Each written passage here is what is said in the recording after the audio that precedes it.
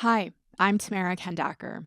A warning, today's episode contains descriptions of violence against Indigenous women, so please listen with care. What I want from them is for them to finally sit down in those chairs, do their jobs, instead of making the families do their jobs for them. And if you're not going to, step the hell down and let my chiefs in so that they can get something done. Thank you very much. That is Cambria Harris. She and a few dozen other protesters have been blockading the Brady Road landfill in Winnipeg since last week. They've been calling on the province to search another landfill north of the city, the privately owned Prairie Green landfill, where police believe they might find the bodies of two Indigenous women. Women they suspect have been murdered by a serial killer. One of those women is Cambria's mother. This is disgraceful, and you guys think it's okay for a dump truck that was known to carry remains back in last year to drive past a known memorial site. It shouldn't have ever even had to get to that point. Had Heather have just offered those services for counseling like she had promised recently. Where were those resources then? Why is it just being offered now? My mother, Morgan Harris, utilized those resources, and now she's dead in the bottom of a landfill at the blood of your own fucking hands.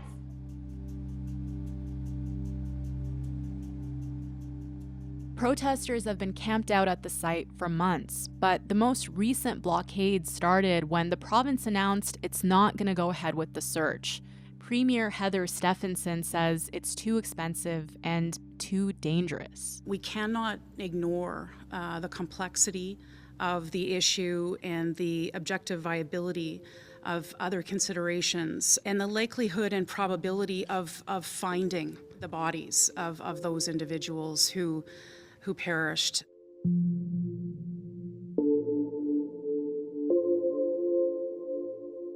Now, the city of Winnipeg is trying to shut down the blockade, saying it's disrupting the landfill's operations. And tensions are ratcheting up as they're trying to get an injunction to remove the protesters. You sit in these powerful positions, but where are you when your own people need you? Huh? You're scared of facing the victims of the oppression that you have been unfairly bestowing upon them for hundreds of thousands of years. You should not be proud to be a Canadian. You should not be proud of this country. Yeah. You should not. Josh Crabb is a reporter with CBC in our Winnipeg station. He's been following the story, and he's on the show today.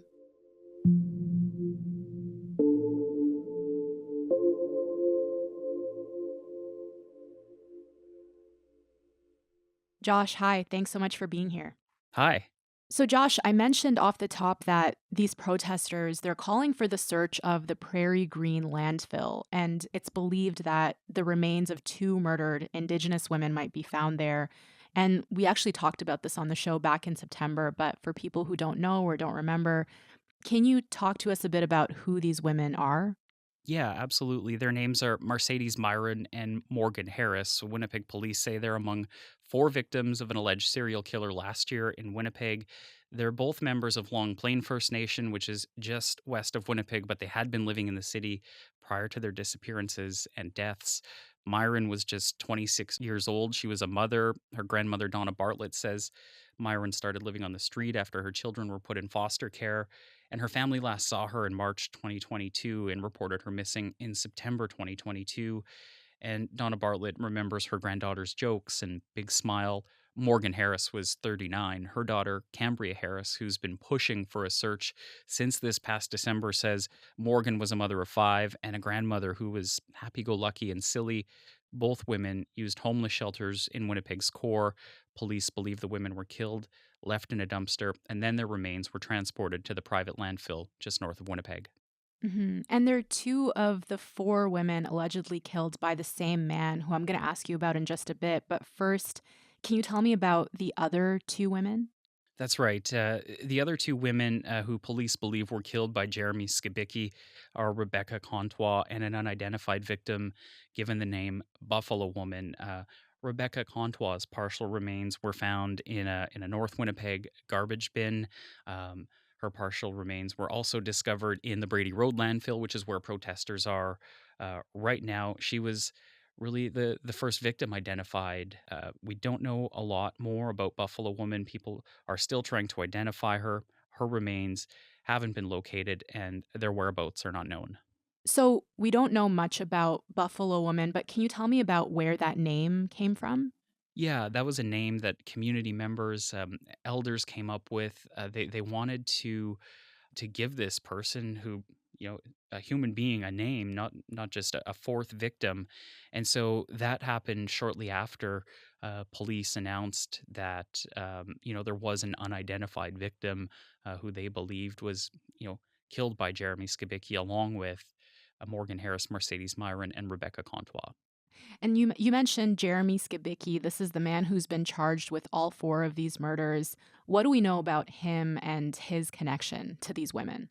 Well, police haven't gone into a lot of specifics, but sources who work at and use homeless shelters in Winnipeg have said that they believe Skibicki was preying on vulnerable women at shelters. Staff say it was well known Skibicki accessed a variety of shelters and met women there. A friend of his said he went to shelters for meals and that Skibicki had at least 30 women stay with him in his apartment for varying periods of time over the course of 8 months in the lead up to these homicides. His lawyer says he does plan to plead not guilty on all counts. And when did the Indigenous community first start making their presence known at this landfill? It was really December 2022, early on, and what set it off is police informed families and the public that they believe there were three more victims of Jeremy Skibicki. Remember, Rebecca Contois, her remains had been found back in May. The details surrounding her death are traumatic and gruesome. The victim was found dismembered, with parts of her remains tossed into a dumpster on Edison Avenue. The search has now turned to the Brady Road landfill, where police say canines and drones will be used in what will be a lengthy investigation. That's what prompted people to go to the Brady Road landfill and maintain a presence there. They set up a camp with teepees and shelters, with people, staying on site, day and night, and they've really maintained a presence there. It's been a gathering spot. The road hasn't always been closed. We know that's happening now, and it did happen for a period of time back in December and early January of this year. Since December 18th, protesters have set up camp outside the Brady Road landfill. Despite the cold weather experienced last week, protesters say they're setting up camp for the long haul and will remain until a search begins. No justice, and if there's no justice, there's no peace. So what I mean by that, we're going to stay here until the voices are heard and that every landfill around here is searched. So there has been a presence there since December, but this most recent blockade, how did that start? What set that off? It was earlier this month. The premier met with families of the victims, with Indigenous leaders. Manitoba Premier Heather Stephenson told them that the province wouldn't be paying for or participating in a search of the Prairie Green landfill. And, after that meeting, families were disheartened. First Nations leaders were angry. I believe that is an excuse. I don't know if I can say a strong statement where that they don't care, but that's what it feels like right now. It's really unfortunate for our people, and it's unfortunate for the family. And their hearts are broken in this process, and they keep having to relive everything time and time again. And it was a day after that decision that protesters started blocking the road again at Brady. It's a different landfill, but they're using it to send a message that they disagree with this decision from the Manitoba government, and they're blocking a city landfill now. Some of these women's family members have been a big part of these protests. And what have you heard from them about why they're there? Yeah, they have been a big part of it, especially the family of Morgan Harris. Her daughter, Cambria, has been outspoken about all of this, along with Morgan's cousin, Melissa Robinson. They've been a presence at the Brady Road blockade. They're actually named in an injunction, which I think we'll talk about a little bit later. But we have heard from them. Again, they were disheartened. They were frustrated that the province said it won't search. I mean, there was a feasibility study that was sort of led by a First Nations group here, the Assembly Manitoba Chiefs, a leadership group.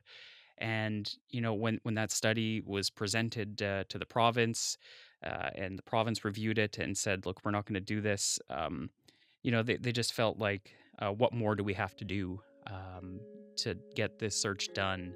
And they're just really at this point willing to sort of do anything to keep pushing for it.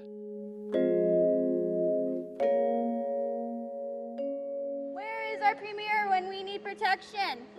Why is there police presence here, but where were you when we needed you yesterday? You wonder how these women end up on the streets? Look at your own hands and statistics, because you watch them continue to grow. You watch those statistics rise, but there is no further implementation for change.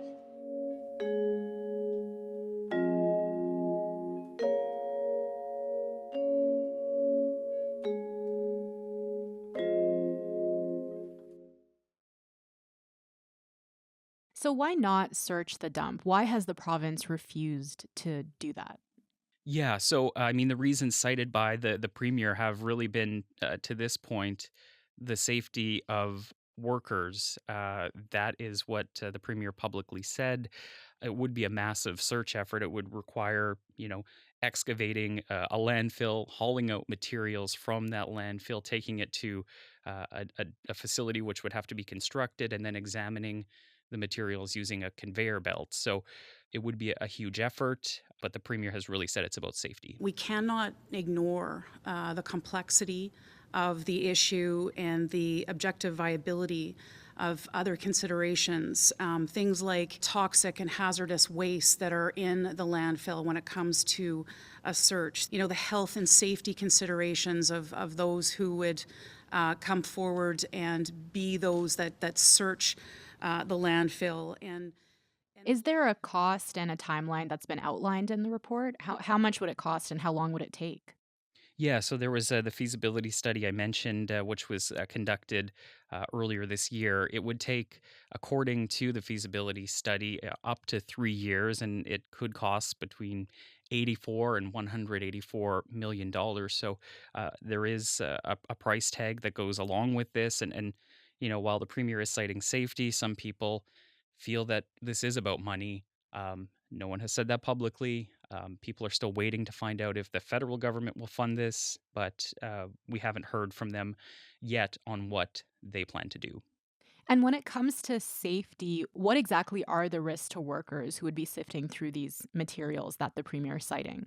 Yeah, so toxic chemicals such as methane in landfills, all kinds of chemicals that could cause harmful human health effects. There's asbestos in the area where police believe the women were dumped, which can cause heart disease and cancer. And so the study does talk about ways to deal with that, having searchers in hazmat suits and taking other precautions, making sure that they're checked on regularly. There are ways that the feasibility study has identified to deal with these risks, but there are significant risks with searching the site. Also, another one of the concerns that was brought up was there's sort of a slope, and the study says that there's concern if the site is excavated, there could be slope failure, and that could cause physical harm to people. So ultimately, what did the report find about the feasibility of the search? Is it possible? The report did say it is possible to find the remains of Mercedes Myron and Morgan Harris. It did say that obviously there would be risks that would come along with that, but the report also talked about the risks of not searching and the impact that could have on families and the message that could send to perpetrators that it's okay to dump bodies in landfills, and you could do that with impunity. So it really looked at both sides. It looked at the costs of searching and the costs of not searching. It did ultimately find a search would be feasible. Right. And so essentially what's happened is the province has weighed that against the risks and costs associated with this and decided that they're not going to do it. That's right. The province did say through the premier that it did review the feasibility study. I mean, they had people who were part of one of the committees that was formed as part of this study, but family members have questioned whether the premier herself read the study. She said that officials have reviewed the document and that this determination has been made.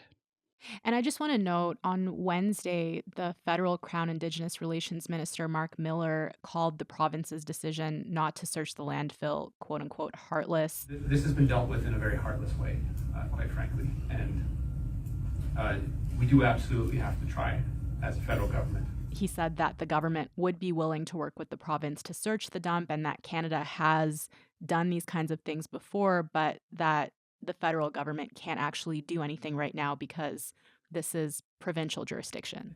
In this space, jurisdiction is a poisonous word that perpetuates the trauma that is leveled on your women and children.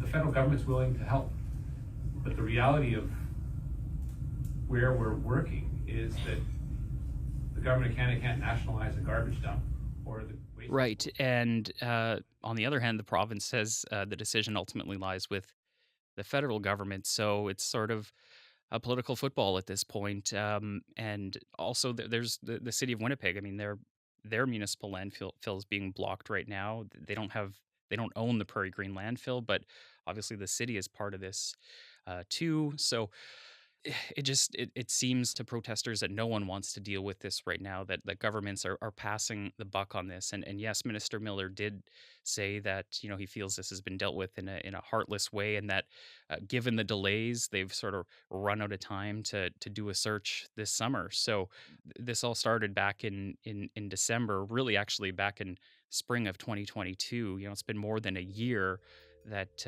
police believe that these women have been in that landfill, and families are seeing no action, and they're just not sure what to do next.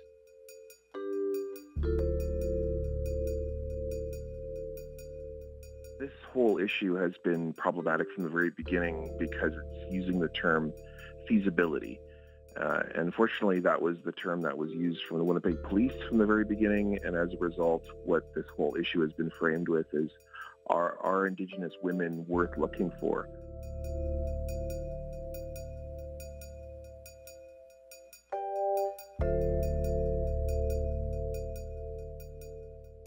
So if this landfill isn't searched and the bodies aren't recovered, I'm wondering, could this end up impacting the trial of Jeremy Skibicki? The fact that this is a murder trial and they don't have two of the bodies?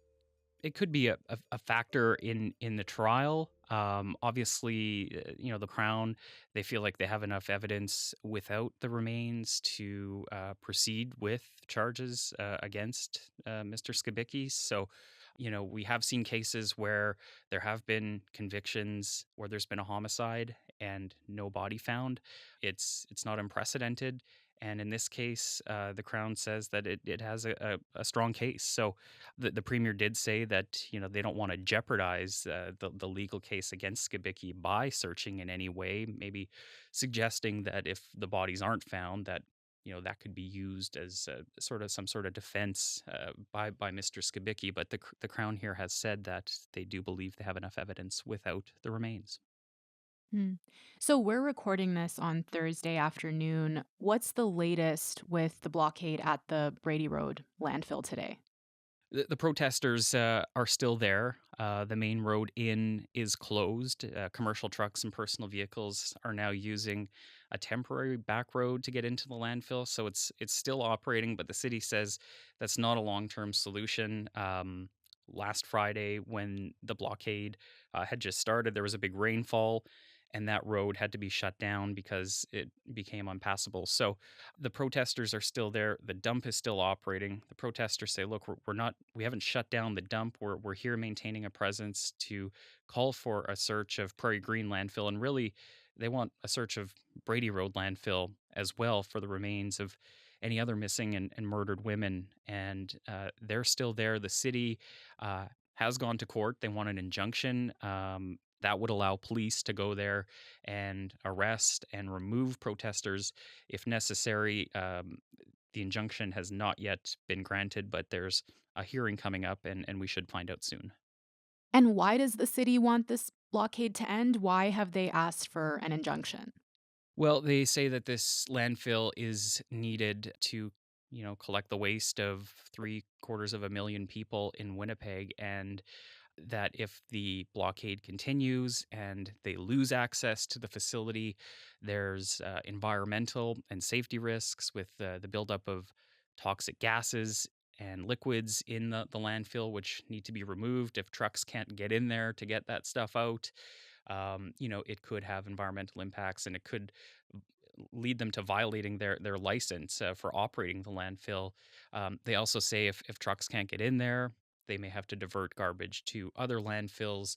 And then, if other landfills can't accept the garbage, that could impact just the collection of commercial and residential garbage within the city of Winnipeg, which could have huge impacts. So that's really essentially the case. I mean, there is a cost associated with this too. I mean, the previous blockade, we understand, did shut down the landfill for a period of time. That cost the city about $1.5 million. There also are some added costs to the city. They say they've spent about $125,000 so far this year on security outside of the blockade. Hmm. And so, if this injunction is granted, what have you been able to find out about how the city plans to enforce it? hmm Well, it would, a key piece that stands out to me is it would give police then the power to go in there and remove protesters if necessary. Ultimately, it would fall into the hands of police on how they would act on that injunction. It might not happen immediately. We do understand that police have already been in talks with protesters, and the city issued an order for them to evacuate this past Monday at noon. The protesters decided they were going to stay, so that's how we got to this injunction. The injunction would essentially give police the power to go in there.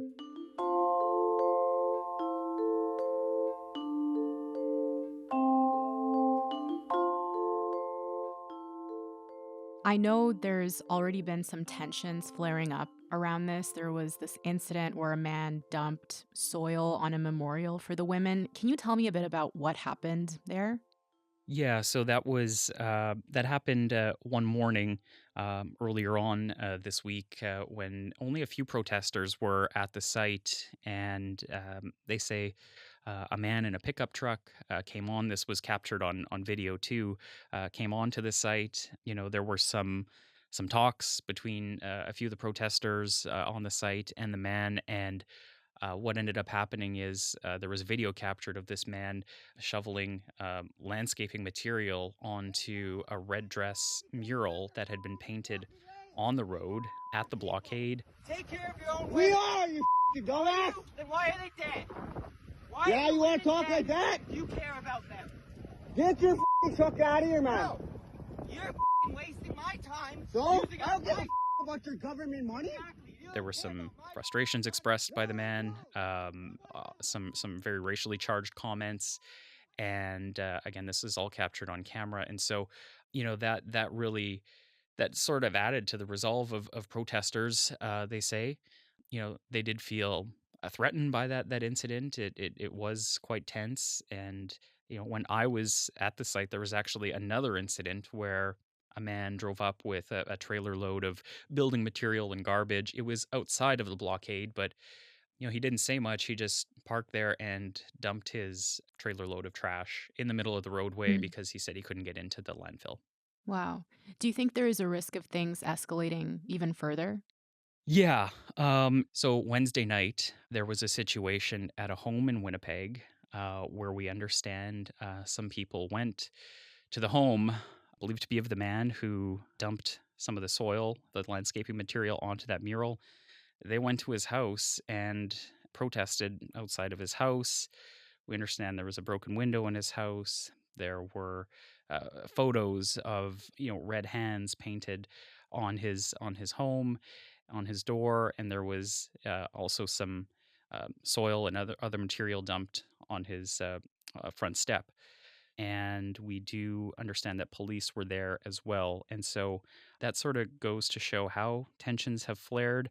I should also mention, I mean, there have been these incidents. I have been there when people have been dropping off donations of food for the protesters and honking in support of their actions there. So it has been a mix. There have been other incidences where people have yelled at the protesters for being there. Yeah, there are a lot of tensions, and it really is a tense time here in Winnipeg. Yeah. And what have the protesters been saying about all of this and what their plans are if the injunction is granted? We've heard sort of mixed reaction. We heard from a family representative outside of court on Wednesday during the first court date for the injunction when it was adjourned. And, she was asked that question. Her name's Robin Johnston. She appeared in court before a judge. She's not a lawyer, but just a representative for the family. And she said she's not sure how the group will respond if an injunction is granted. I have heard from some other protesters when they've been asked that question, they say they plan to remain peaceful, but they don't plan on going anywhere. So it sort of remains to be seen how this will play out. Okay, Josh, thank you so much for unpacking all of this with us. I appreciate it. Thank you for having me on.